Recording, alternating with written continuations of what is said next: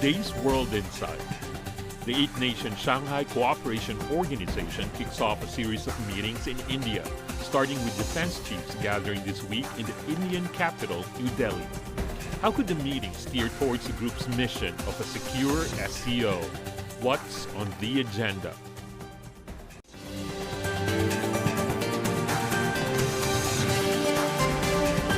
And here's our host, Tian Wei. Hello and welcome to World Insight with me, Tian Wei. The Shanghai Cooperation Organization, SCO, Defense Ministers meeting this year will be held in New Delhi from April the 27th to the 29th. Chinese Defense Minister Li Shangfu will attend the meeting, the first visit by a Chinese defense minister to India since the two militaries became locked down on territorial issues.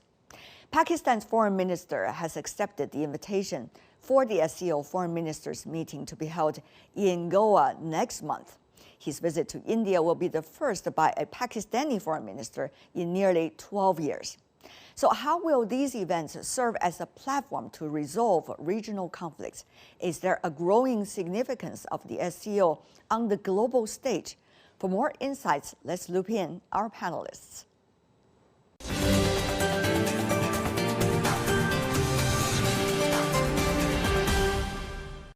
We are joined in New Delhi, Dr. Anivash Gotbali, the Associate Professor and Associate Academic Dean at the JSLH in New Delhi. In Islamabad, Syed Imam Rahman, Professor of International Islamic University, Islamabad, and also in Beijing, Zhou Rong, Senior Analyst from the Chongyang Institute for Financial Studies at Indian University of China. Gentlemen, welcome to the program. Now, we understand the meeting is taking place this week. So how should we expect it's going to lay the foundation for the summit later in the year? Let's go to Dr. Gotbali first. Thank you, and thank you for having me here. I think India is happy to be hosting the SCO this year. And as you all know, it has a 6-point agenda of secure on cooperation, connectivity, network, security, and environment as such.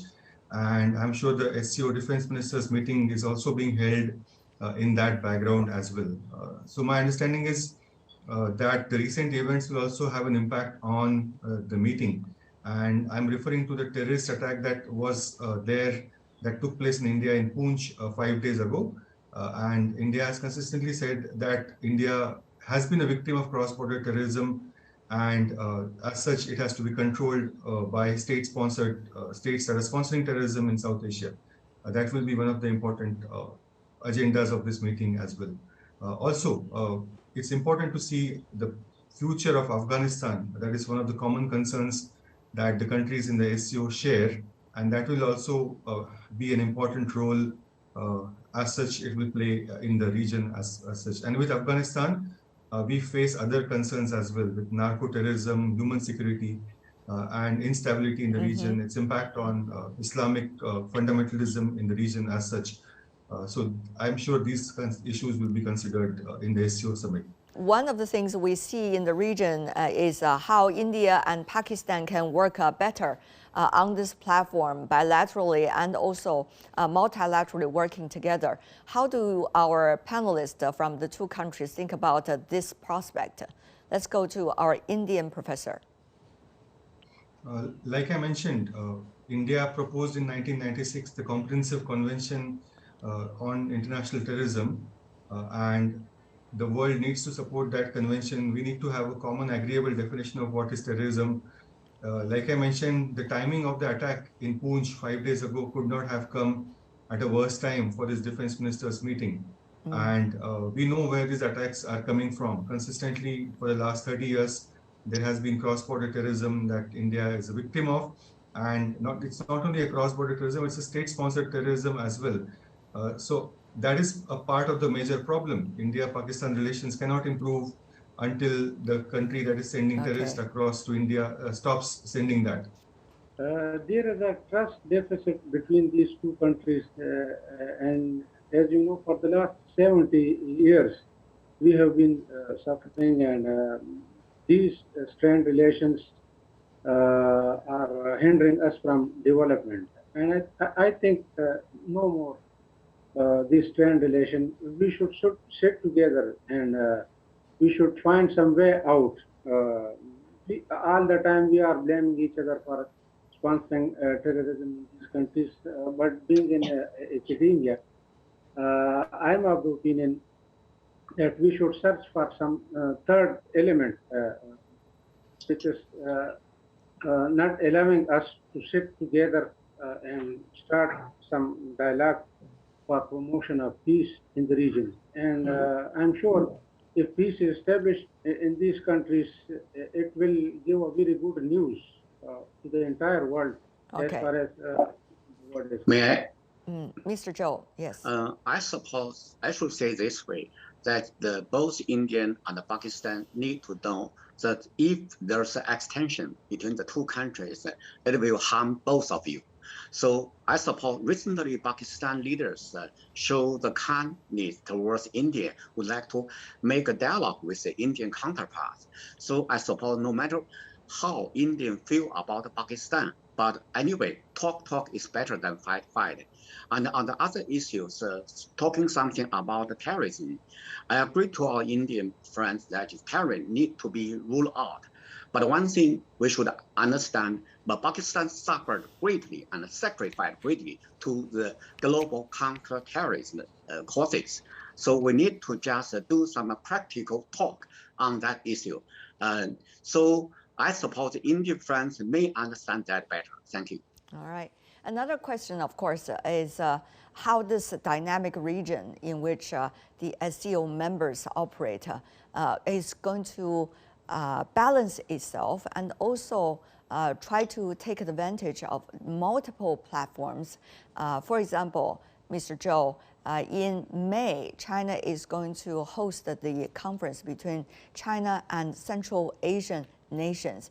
Now, many of those participating in that conference are actually members of SCO, Shanghai Cooperation Organization. So with this extensive platform of SCO, how could it serve as a very useful, informative, and also instrumental platform for different kinds of cooperations, bilaterally and multilaterally among its members?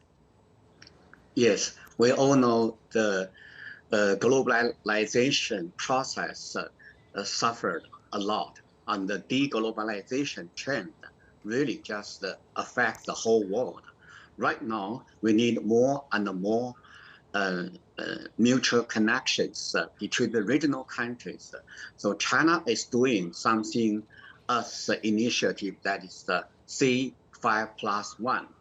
But China is not the only one, but Russia used to do the same, C5+1 and Turkey. And I'm sure maybe in the future, India may also do something its own C5+1. What I'm saying here is we need to encourage more and more regional mutual connections between each other, and then encourage multilateral as well as bilateral connection, bilateral dialogue, bilateral cooperation and collaboration. And then we need to strengthen Belt and Road. Although I know some friends may not agree to Belt and Road, but we all know that is except Belt and Road, Turkey may have its own central corridor strategy. We need to have more and more regional connections, regional cooperation on trade, on economy, on finance, on everywhere. Let's go to Mr. Galbelli about that. Well, yeah, regional connectivity is a good idea, and also that India and Pakistan should talk is a good idea actually. But historically, talks have not helped India and Pakistan. And while India has talked, the blacklisted terrorists have roamed around freely in Pakistan. It's not hampered development in India. India has controlled terrorism really well. In fact, I feel sorry for my friends and their families in Pakistan because of the inflation and the other issues that they face. It's up to Pakistan to control that issue of terrorism. Regional connectivity is good. I'm also hopeful that we work on protecting globalization as such, it is in our common interest. And I'm also hopeful that the sideline meetings between Indian and Chinese defense ministers will help us work on the bilateral issue. We cannot have standoffs again on the border and the unilateral changes of the status quo on the border as such. For the friendly SCO, friendly relations between the two countries are important as such. So I'm actually looking forward to seeing the defense ministers meeting and foreign ministers meeting in this month and in the next month. Professor Rahman from Pakistan, how do you see SCO as a platform, either with this defense minister and later the foreign ministers meeting, going to make sure or lay the foundation not only for SCO as an organization, but also for other bilateral and multilateral engagement among members of SCO? Regional connectivity has become a very important notion in these days. So this can be a very good platform for strengthening these connections. And my Indian friend said that these issues like we are blaming each other, this is our history. And I'm sure we have lost so many things in blaming each other. I think this should become the story of the past, and we should put together by using this platform like SCO. And China and India and Pakistan, these are neighbors, and they cannot change this geography. They will remain the neighbors for centuries to come. So for giving a good future and for giving peace and security to our coming generation, this platform should be used for increasing these connections among, especially these countries, and it will give a very good lesson for other countries as well, that let's forget the past and sit together for establishing peace and security. So I think this platform can be used for establishing peaceful relations among these neighbors. And this can give also, this can become a very success story for Afghanistan and Iran as well.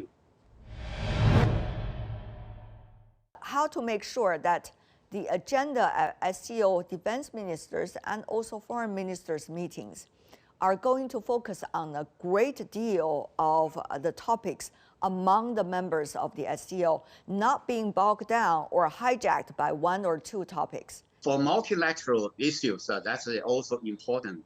People may not only focus on Afghan issues, maybe China, Indians border issue, Pakistan, Indians issues, but also talk something the whole region, the whole SCO, the stability, how to encourage, enhance the stability of the whole region. That's also important. So India should be more responsible for doing that. But India said one thing, that no matter whether there's a bilateral dispute, cannot affect the function of SCO. That's encouraging news. I just heard from the Indian side. I really hope that not only just focus on special issue, also we said, but also we should encourage some kind of friendly atmosphere that everybody wants SCO doing good. Okay, let me go to Professor Gavali on that. India is playing a special role this time because it's the host country for the SCO summit later in the year, and certainly for the two defense minister and foreign ministers meeting. So how to build that ambience, it's crucial. So India is playing two hats, having two hats, one on its own interest in a multilateral platform. The other is as the host country to guarantee this platform will proceed well. Professor Gabali. Yes, I also agree that bilateral issues cannot be the center of SCO. I mean, we have been discussing India-Pakistan for far too often, and I'm sure India and Pakistan don't need SCO or China to mediate or help. We have mature leadership, and that will go forward. SCO also has one more concern that we have not discussed, the peace process in Ukraine. The Russian invasion of Ukraine has created a problem for all of us in inflation, in deglobalization, and in markets demands as well, right? So we have to consider what happens in Ukraine and see if we can come to common understanding on the peaceful process in Ukraine as such. The latest news, Wednesday afternoon, Beijing local time, Chinese President Xi Jinping talked to the Ukrainian President Zelensky on the phone, and they both talk about the importance for peace.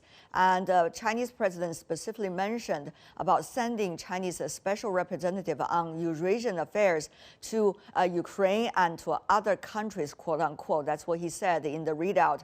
So how do you see a phone conversation as crucial as this taking place before the defense ministers' meeting? What does that mean for creating a space of discussion for peace among the defense ministers of SCO, which of course include Russia, include many of the countries in the surrounding regions, and include China?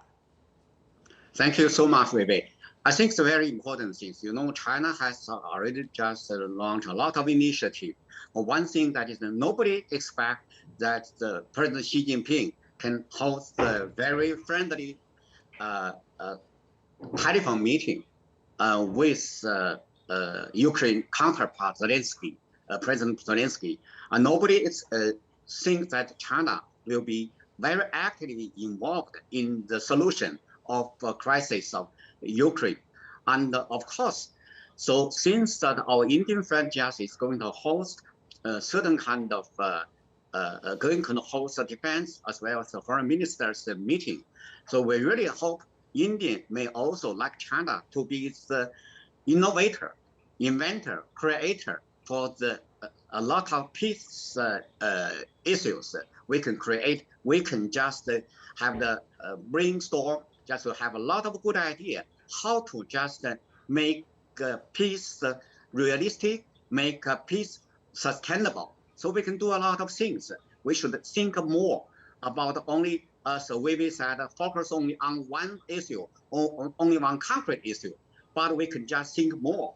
We are creating the new world order. We should do our best. Thank you. This Ukrainian crisis has become a problem for the entire world. And you know, Russia is a member of SCO. So all the member states can negotiate or can discuss the possible resolution of this issue with Russia. And if they start the war or if peace prevail in that region, so it can ensure peace in other regions as well. You know, the Ukrainian war has affected the entire world, European economy and economy in Asia. All other areas are badly suffering. So this platform can discuss end of war, or they can at least request, or they can share some information with the Russian counterparts to resolve this issue on immediate basis, because it can also, rather it is also disturbing peace in the region. And China can also play a very important role. You know, China has a great influence globally. Recently, it resolved so many issues. It has played a very important role in Saudi Arabia and Iran. So it can play a very important role in that area as well, and they can ensure peace in the region through this platform. So the credit must take the issue for resolving these issues as well, and it will increase its credibility as well among the community of nations. Yes, indeed, Professor Rahman, what you mentioned, particularly about the making peace possible between Saudi Arabia and also Iran, has been a very inspiring example for many in the international community, that countries can play a constructive role in bringing together counterparts that have not talked to each other, don't even have diplomatic relations with one another for decades, and make it possible, even during the most complicated time, shall we say, in recent contemporary history. So, Mr. Zhou, I want you to shine some lights together with Professor Gottwaldy as well on how this example can be inspirational, and also others in examples in history can be inspirational for SCO members to be creative, to be pragmatic at the same time in trying to brainstorm and bring possibilities for peace on the Ukraine crisis. Mr. Zhou. Thank you, Wei. Thank you. Really a very good question. I would like to say since China can create the restorations of the diplomatic ties between Saudi Arabia and Iran, why not think about the dispute between Pakistan and India and between some border issues between India and China? Can we just make SCO to be an organization to solve a lot of the regional impasses? Can we do that? Can we just make a lot of the, what we say, the statement into something like normalized something like this kind of situation, and some. So I suppose what we can say. So India not only hosts the SCO, India may also need SCO to create a lot of Indian triumphant victory or Indian what we say miracle. This is what we can say that India can do a lot. So don't miss this opportunity, please. It seems that the three of you are trying to be mutually encouraging toward one and another. I'm going to be a little more practical here. Of course, I don't speak for the government of India, but in my view, I don't think India expects SCO to play any role of that nature in solving the bilateral issues. So let these issues be resolved bilaterally. We have enough agreements in place between India and China as well on the border issue, and India and Pakistan also have enough framework cooperation in the past, and we know each other's mindset much better than even any China can do for India and Pakistan. We are literally siblings. We are part of the same South Asian culture. We understand each other better, and we don't need outside help to resolve our problems. I'm certain of that. All right. A last question for all of you is about economic cooperation. We don't want to forget SCO is not just about security. Originally it was, but now it's not. It's about many areas because we are involving so many counterparts inside this platform. So what about economic cooperation? What about, to guarantee the sustainability of global value chains, global supply chains, and also to make sure when we are having apparently rhetorically more fragmented world, in fact, trade is really linking everybody together, and trade is not going down, but rather going up as we speak. Let's go to Professor Rahman. We should increase trade among these countries, and we should support each other as far as the economy is concerned, and we should increase our dependency on the member states. So, and I think if we increase trade among SCO members, so it will ensure development in the region. And it will decrease our dependence on other countries like US and its allies. So we can develop a sort of economic strength within this region, and I think it will be a very good development. Okay, so I see. Increase the trade volume among these countries. Okay, let's go to Professor Gavbali. Yes, I'm always positive for economic cooperation and engagement, but the trade should be more balanced and the rules of engagement should be equal, and also that the trade agreements and the data, the recent data laws that are emerging, I'm afraid can be prohibitive for trade. So such domestic measures that are anti-competition should also be controlled by all the member states. We should more use more some regional platform, such as we use RCEP. You know that China also going to have a C5+1 meeting with Central Asian country. Will also enhance the cooperation on the trade and the economy among the countries. And China also encourage Russia and some other Western, Southwest Asian country to join in. So hopefully India may like to join in the integration process. I mean, within this region, hopefully SCO, not only as Vivi said, as security issues discussed platform, but also for mutual connection or cooperation between the regional countries. Thank you. Thank you so much for the three of you to Thank you. brainstorm and also to interact. Zhou Rong, Syed Yinam Rahman, and Avinash Goboli. Appreciate it, gentlemen. And that's all the time we have for today. If you'd like to know more, search World Insight to check out our YouTube channel. Follow us on Twitter, Facebook. I'm Tian Wei. Thanks for watching, and I'll see you back here tomorrow. Bye.